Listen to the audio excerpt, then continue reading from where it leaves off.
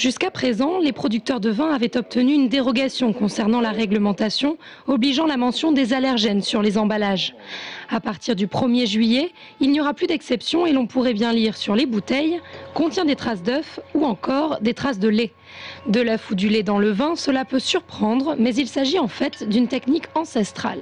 Ces protéines provoquaient une agglomération des impuretés qui étaient dans le vin. Et du fait de l'agglomération, ces impuretés devenaient plus lourdes et venaient se déposer au fond de la barrique pour constituer la lie. Et ensuite, une fois qu'au bout de 15 jours, 3 semaines après l'incorporation du blanc d'œuf, on séparait la lie du vin et le vin était clair, voilà, tout simplement.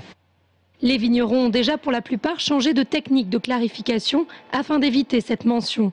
Ils utilisent à présent un système de filtre sur le modèle du filtre à café.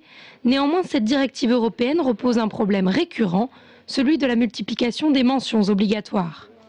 Donc les femmes enceintes, bon ça c'est très bien passé en fait dans l'opinion et puis c'était du bon sens, hein. Ça n'a pas été plus une révolution que ça. Contient des sulfites. Alors ça a été un petit problème quand même au niveau communication parce qu'il a fallu qu'on explique à nos clients qu'en fait le sulfite, le SO2, c'était un produit qu'on utilisait depuis 400 ans. Alors c'est vrai qu'un allergène ça va, si on doit en mettre 4, 5, 10, 20 ou 30, on va ressembler à des paquets de gâteaux ou à des paquets de l'agroalimentaire alors qu'on est assez loin de ça. Des mentions certes utiles pour ceux qui présentent des allergies, mais qui font parfois un peu peur aux consommateurs. En outre, d'autres réglementations sont en débat à la Commission européenne.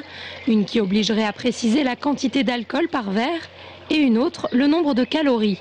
Une goutte de vin qui pourrait bien faire déborder le vase.